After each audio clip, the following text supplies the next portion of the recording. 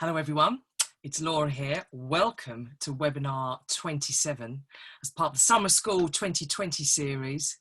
The title of this workshop is called Teamship, Fit for the 2020s. Oh, hang on a minute. Yeah. What, no makeup? What? Oh, no. I need hair and makeup before I can go live, because it's all about being natural and authentic. So I'm now going to, without further ado, share the slides. And my hope and intent, as always, is to inspire you with some fresh air to our thinking. And as my colleague Debs would say, disrupt maybe some of these slightly stale thoughts and beliefs that actually potentially might hold us back. So it's with great delight as we have here Teamship, Fit for the 2020s, based on the idea of a business book club.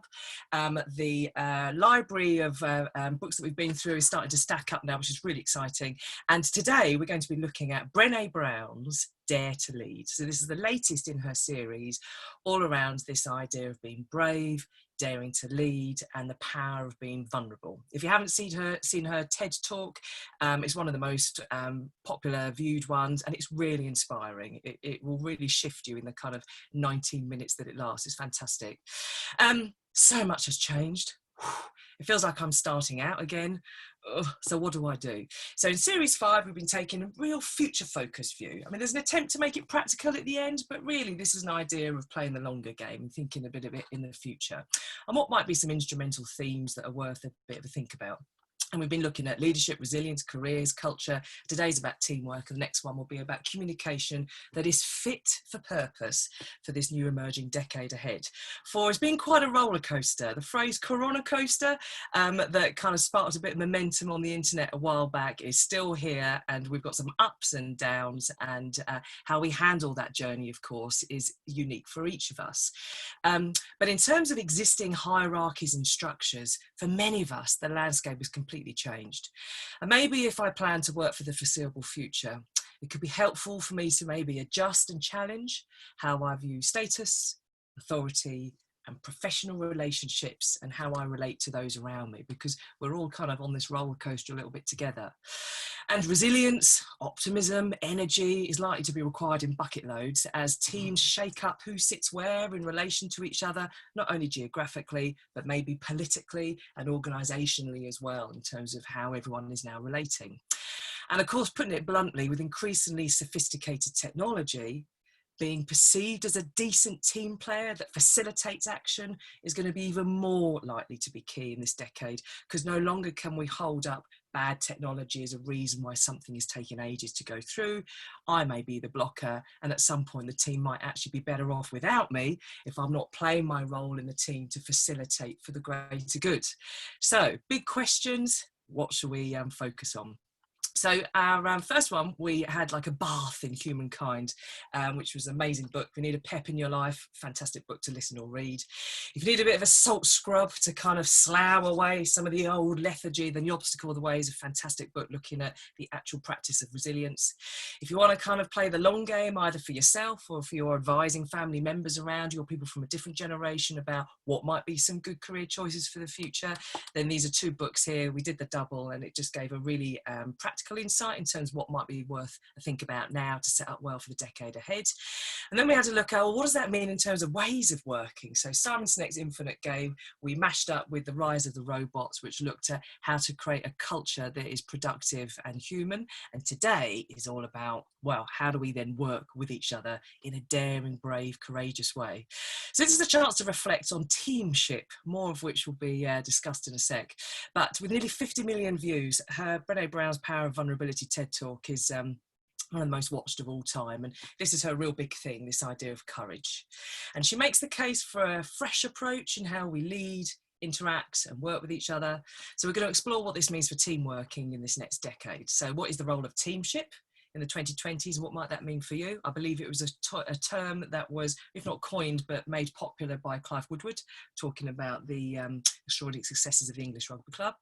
The best-selling book in a nutshell, Dare to Lead, and what might be some practical ideas for bringing these fresh principles of teamwork to life with a bit of oomph, optimism and confidence. So let's kind of go way back, big picture. If you're finding yourself needing some 4-letter words beginning with F at the moment, may I prompt you towards this one that's working for me at the moment, which is a gentle reminder we can see all around us from nature on thriving in rapid change. It's time to flux it.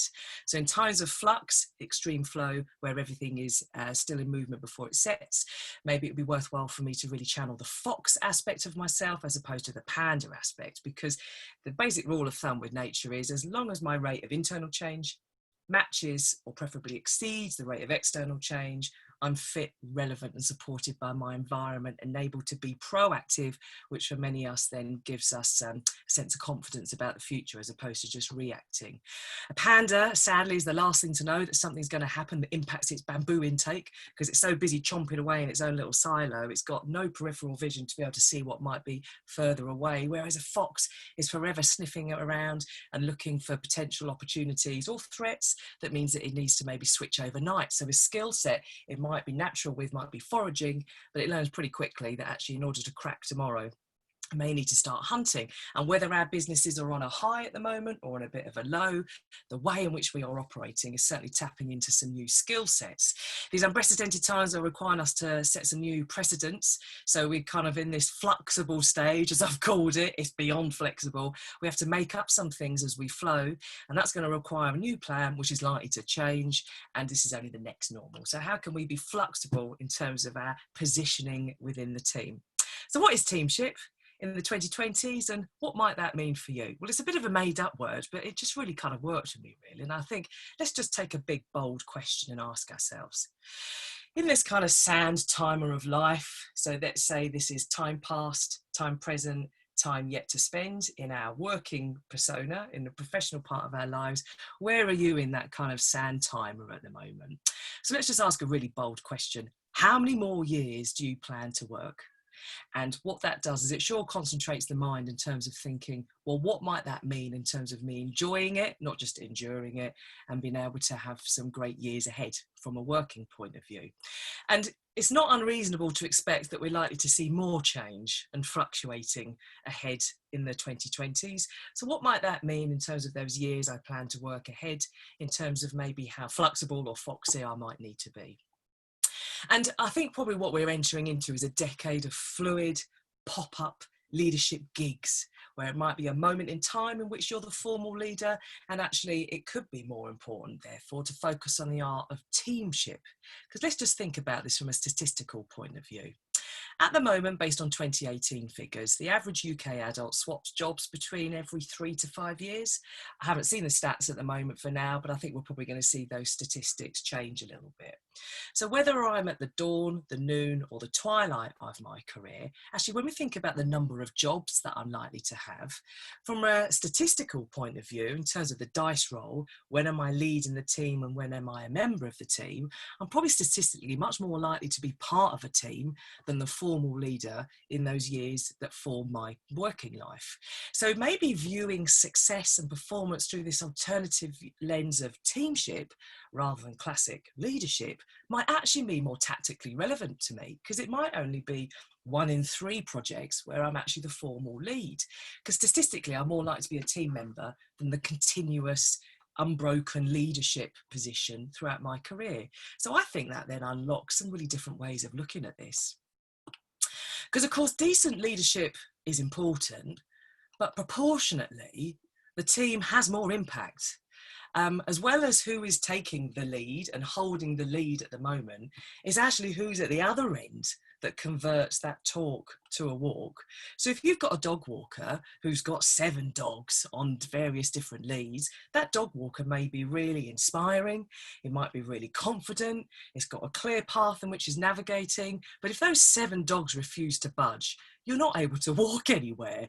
So actually decent leadership of course is important, but when you stop and think about it, there is the impact of the team potentially has more than one leadership voice. And actually another TED talk, which whenever we've showed it on courses, people love it. So it's how to start a movement. And it's a really quick 3-minute video from TED, Derek Sivers. And it's about this idea of followership. So actually real smart leadership is about creating followership as opposed to just thinking about what you're as a leader are doing all the time. When stakes are high, teams will be selected as a team. So one of our favourite webinars, which was way back, I think in webinar 8, dealing with the emotional highs and lows, what was really extraordinary to look at how NASA select a team, because if you were seen to be a potential threat to team harmony and performance, you wouldn't be recruited. Such is the need for teamship skills potentially as to leadership, because it might be rotating. So if you're high up, hundreds of miles up above, or if you're tens and tens of miles down below on a submarine, teamship actually is the prime skill that we looked for. And the mission team will be carefully selected based on their emotional and social skills to be able to handle teamwork and maintain relationships. In fact, disrupting the emotional stability within a mission would be a disciplinary offence, such as the impact of poor teamship in close proximity teamwork. And it's the ability to handle this kind of huge array of aromas, of emotions that us humans have. Because the function of emotion is to get your attention and demand a response. It's a knock on the door of alertness. And emotions can be fleeting and therefore distinct from moods, which can last hours, days, weeks. And it's if I let that mood take hold for my whole life, that potentially that becomes a lifelong trait that could be then used to predict behaviour. So my ability as a team member to be able to cool it and distinct mood from fact is probably one of those things that means I might get selected or ditched in terms of a real high stake team project. So I guess what I just wanted to do is kind of precede the land a little bit of thinking about, yes, there's lots and lots and lots of amazing things about leadership books. And of course, it's a fantastic thing to actually lead. But statistically, and actually, if you think about it from an impact point of view, my ability to take some of this daring, courage, brave stuff, which we'll explore in a sec, and how do I apply that within my role in the team, might actually be more tactically relevant. So how good a team player are you right now? Brene Brown's book would encourage us to dare ourselves and to be really courageous. So she makes the case for a fresh approach in how we lead. So let's have an explore and see this kind of book in a nutshell. Thought disruptor number 1. In short, being brave and courageous is good for business. It might not feel particularly good at the time, but it's good for business. And what she puts really articulately is we can be fearful and courageous. In fact, courage is doing things that you feel a bit fearful about. Otherwise, it would just be the norm. In fact, isn't that what courage is? And in the book, she talks about when senior leaders are asked what stands in the way of great leadership in their organisations. And the response seemed to come out as lack of brave leaders and courageous cultures. So all of us will have these times where we're sort of stuck in a particular situation thinking, shall I not? And of course, there's all that kind of survival instinct thinking, oh my gosh, what if it goes wrong? What if I look stupid? What if I don't have all the answers? What if I fall? But my darling, what if you fly? And actually, am I the type of leader that clears the path to enable people to be able to swim through and cover some distance and create something? Or am I creating a leadership culture or being part of a leadership or being a leader, or maybe as part of a team? Am I just generating more seaweed that actually just gets in the way and tangles people up in all of this kind of stuff that means they're unable to swim on out into the easier seas? So in terms of my question right now, how courageous is my mindset at the moment? Am I tangling up some waters just to give me something to focus on? Actually, if I were to just take a bit more of a strategic perspective, what could I open up for myself and others by actually expending my energy and not making the water more murky, but actually doing my bit to clear a path? Second thought disruptor. Okay, well, how do I clear a path, and how do I have the skill set to be able to kind of make things happen in this most extraordinary of kind of decades? Well, what Brene Brown would say is you've got to actively lead with discomfort. So although our nature might be to kind of avoid discomfort, actually leading with discomfort is not only the right thing to do, but the most productive thing to do. And what she encourages us is to develop these 4 courage building skills. And when you think about it, courage is probably more enduring than any like-for-like figures right now, because so much has changed. So, lead with discomfort, she says. Right, what does that then mean? Okay, because I'm feeling a little bit cowardly at the moment. So what's going to be some of these things on my journey over the next couple of weeks or months that's going to enable me to feel like I've kind of earned my courage badge? Okay, so she has these kind of 4 pillars, I guess I've sort of called it. It seems like a pillar in the world of L&D. And so to lead with discomfort, right, I need to be prepared to rumble with vulnerability. Well, what does that mean? It means I need to bring out my stuff and be prepared to get rumbled in order to be able to turn and learn. I'll give an example. I've got a fantastic idea for something that could be a little bit kooky. I think it'd be a really good team building workshop to put together. I need to be prepared to bring out that slightly random idea, to be rumbled, as in, ooh, actually, now you kind of challenged it, I don't think it would work, to then turn and learn. So what would work? So if I just keep quiet because I'm a bit worried about getting rumbled, then that wonderful nugget of an idea is never going to get space to kind of get aired with. So I need to drop my armour. And she talks about armoured leadership, which is all about putting the battens up and protecting yourself. And actually we need to kind of unleash this daring leadership. And how do I do that? That means being less worried about shame. Shame is one of those human emotions, and more about kind of empathy. So shame is worrying that you've done the wrong thing or feeling embarrassed about what you've done. But actually what she then says is bring it out and be prepared to be rumbled, and then you don't feel the shame. It's kind of like a self-fulfilling prophecy. Okay, cool. So I need to be more kind of daring in terms of bringing out my vulnerability. Okay, but how do I do that so it doesn't feel like it's uncontrollable negative energy? Well, we need to live into our values, as she calls it. And I love the simplicity of the way she put this together. I've got to identify my 2 core values, and these are my North Star that helps me navigate through all this kind of new celestial system that we're all experiencing. Okay, fine, so that's what I'm looking at. I then need to define 3 or 4 primary behaviours that then enable me to then act on that journey. And then it allows me to kind of act on purpose as well with those 2 values. And then I need to actively seek to test them in an arena moment. So an arena moment might be you're there as part of a team meeting and something a little bit awkward has kind of happened. And rather than kind of going, that was weird, and muting your microphone and sort of doing something until it's all passed, that will be considered an arena moment, where I might then say, that's interesting, can we cover that a little bit longer? Because as long as I feel like I'm acting to my North Star and my primary behaviours are intact, then actually this is dropping my armour to then inspire others too, to then get a little bit daring and lean into that conversation. Okay, pillar number 3. I need to bring some of this braving in terms of creating some trust. And I do love an acronym, mnemonic. So I need to set some boundaries. I need to be reliable. I need to be accountable. If you tell me a secret, it stays in the vault. I don't grass you up. I don't bring out stuff that we've had a private conversation publicly unless you are okay with that. It's in the vault. You can trust me.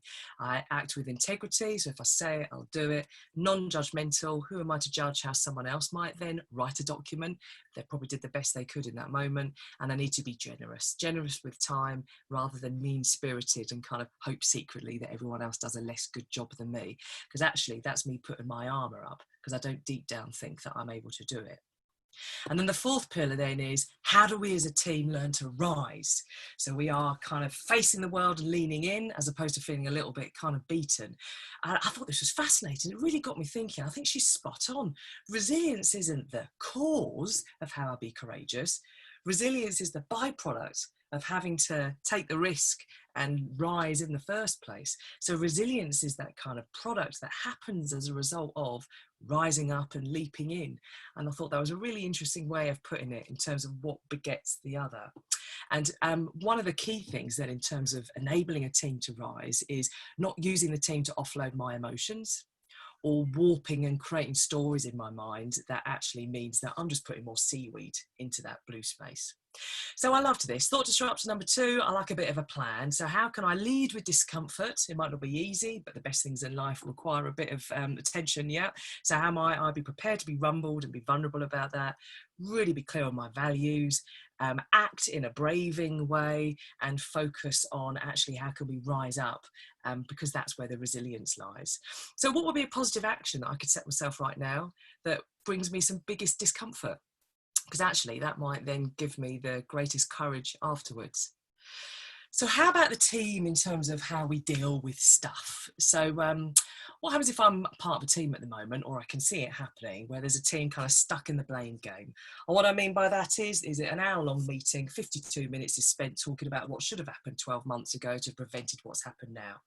At that point, it might be time for me to lean in and get braving in terms of my role as being part of those dogs on the lead to then actually inspire the walk to happen.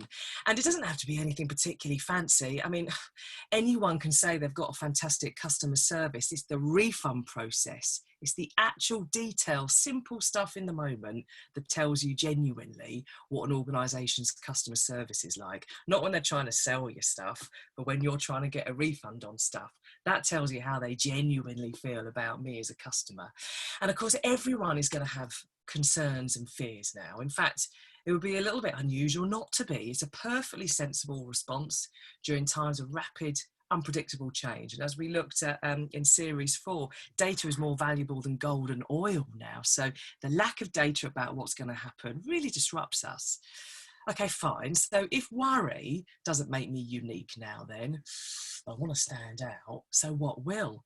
Shall I use my own personal drama to increase influence and increase my sense of importance? Because we've got a team meeting coming up soon and I've got some things on my mind. And so how am I going to play that game of the team meeting? Potentially I'm going to bring a load of my drama to it. And I'm going to potentially look for the persecutor who always feels like they're the right one, who potentially can bully and make me feel like, right, well, I'm the blameless one here, the victim, I'm getting put upon, it's not my fault. And of course, what then can do for us people pleasers out there is we kind of go, it's okay, I'm the good one, I'll come and rescue you, which feels like it's the right thing to do at that time, but actually just keeps people as a victim and it props up the bully to be able to keep on doing it. So think about some of those more weird and wonderful team meetings you've been part of where you sort of think, this is a bit weird, I wasn't expecting this, or here we go again. And if anything happens 3 times with a pretty similar dynamic, then it would be said to be a game or a pattern. Or do I show a bit of braving here and set some clean boundaries, follow through and be reliable, take accountability and remedy my mistakes? I don't blur or grass each other up, so I'm a trusted vault. I have the integrity to stick to my values, resist and be non-judgy, and be generous rather than mean. And I love the way she put that braving thing together, because if there's a tough meeting coming up and you think, oh my gosh, it's going to be a bit tricky, this might be the little kind of conscience that you can print out and just have by the side if you feel like you want to sort of start to react. Because actually, if we were to take Karpman's work here, the drama triangle, and move that into the winner's triangle, which is that rather than being the persecutor, it's I'm the challenger. So I have a need to be able to look at the truth. So I'm going to bring this truth out, as opposed to, well, I think this is it and I don't understand anyone who doesn't agree with me.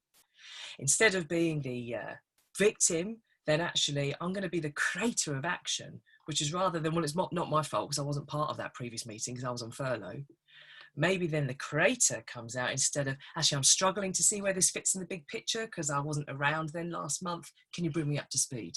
And at that point, I'm turning it from victim into the creator of my life.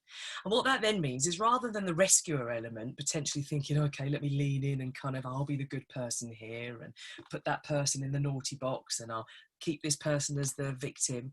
Actually, that green player there becomes, right, let me listen and let me see how I can help that person through with the challenge that they're facing. And Debs uses this drama to winners triangle on her leadership workshops. And she said it always just works really well. And we're all a work in progress. And of course, at the time, a rescuer might think, this is me doing the right thing. But what it does, if you're continuously rescuing, is you're suffocating that person to be able to think for themselves. Whereas opposed to telling and advising, shifting to listening and asking, what you're enabling that person is to get some fresh air to their own thinking. And that's a wonderful moment when you suddenly see someone think, oh, when they think about something in a different way. So how am I going to deal with myself when all of this other stuff might be going on, when I'm interacting with a team, so that I don't make sure that the live program playing right now is the blame game, we move it into the connection game, as Karpman called it.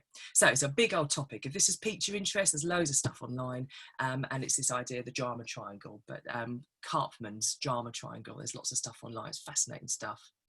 I'll come on to the ham sandwich in a moment, but the thought disruptor number 4 is what she talks about is how brave people show emotional control and level-headedness. And actually our fears and insecurities can kind of often form a weak first draft that actually isn't the truth. And hot-headedness can impact trust, because we are thinking that someone might be a bit mood-based as opposed to values-based. Hard can become brittle. So a hard leader, actually hit them in the right place, and a bit like a tuning fork on a bone, it can smash it. What's the difference between strong as opposed to durable? So it can endure the long term, and this idea of soft as opposed to being kind of weak. And I love the little bits from nature we get about almost like the physics of materials.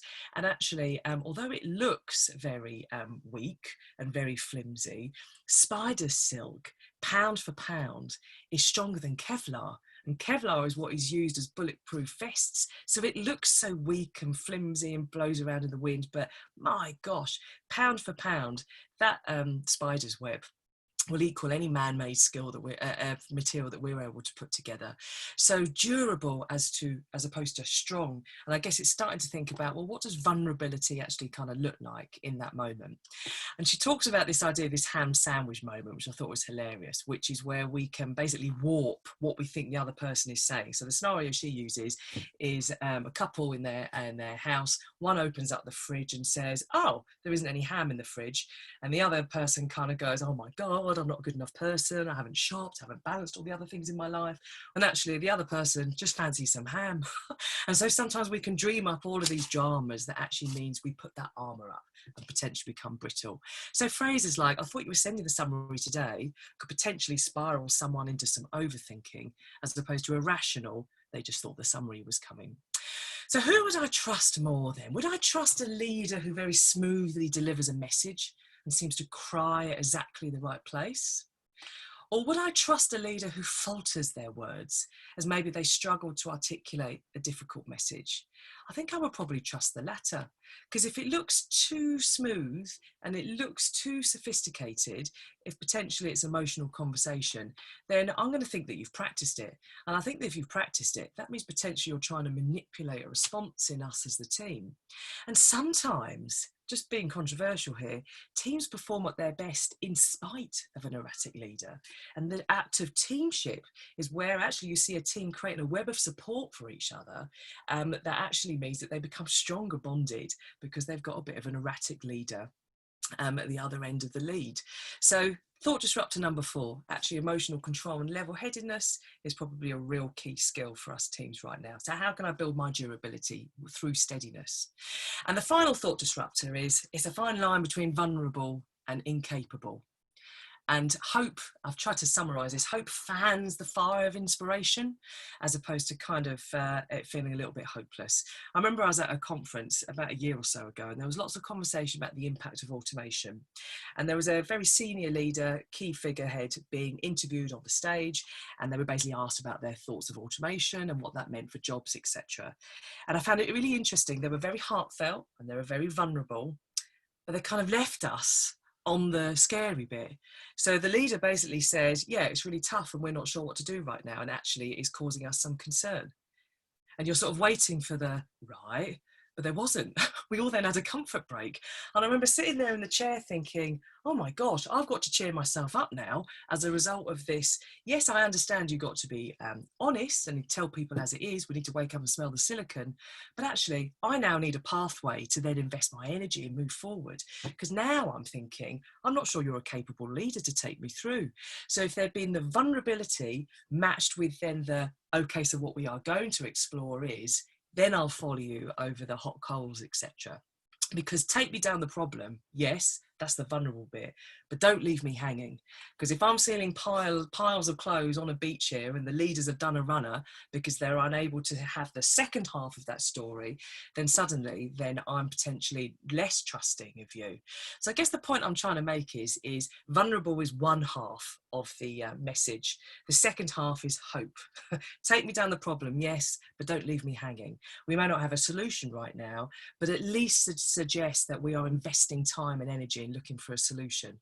So if you've got an arena moment coming up where you want to be brave by showing your vulnerability, it's fine to bare your soul. In fact, she says, bring it on.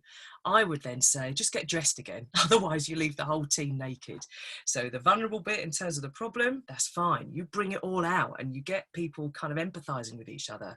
But from my experience of observing really inspiring leaders who use vulnerability, there's always a kind of a plan that's the second half of that message. So what optimism and plan Bs can I start creating in my head and sharing to ensure that when we have these vulnerable moments with our teams, is equally balanced with hope? So, Brene Brown, dare to lead. It would be not unreasonable to think that we've got more change and fluctuation ahead in the 2020s. Viewing professional success, therefore, through the lens of teamship, as opposed to classic leadership, might therefore be more tactically relevant, because statistically, I'm more likely to be part of a team than always at the other end of the lead, a continuous leader throughout all the jobs I might have. So with big evolving conversations on the horizon comes the need for brave, tough, and wholehearted approach to maximise every opportunity. If not for us, to create tax generating pathways for future generations, because those children, especially the homeschooled ones, are watching us in terms of what it means to be a successful, effective adult at work. It's time to get flexible. So how do we put this into action? Here we have the standing stones of Stonehenge here. 5,000 years old those babies have been there. My gosh, just think of all of the daring and courageous acts that they've seen happen around those kind of pillars. So how might we bring this to life? The fact this is unprecedented is a huge opportunity. Focus maybe on some role models that have worked for you in your past, so you can then in this new evolving future have some wisdom to tap into. Select your 2 values, your 4 behaviours, and let these guide your actions and decisions when you're looking to navigate some new style systems. These are tough times for many, so how can you use vulnerability though to create hope? Because that's what lifts people up and out. Beware of only telling the problem half of the story. Don't leave people hanging. Otherwise, I'm just seeing a load of people pressing the ejector seat here. Stop playing games with immediate effect. You're digging 2 graves, to channel the Chinese wisdom about the act of revenge. And don't be ashamed of fear. It's a primary universal emotion, human emotion for a reason. Courage, vulnerability, daring do. It's the stuff of human adventure. Would you run over hot coals for a robot? Of course you wouldn't. It's people that connect and inspire other people. No one's 2020 has been easy. So the quicker we can move out of our own ways, the better. So I thoroughly recommend Brene Brown's Dare to Lead. It was a real bit of fresh air thinking, and I can't wait to get into some of those arena moments and really bring that out to full effect. So look after yourself, stay flexible, see you at the next one.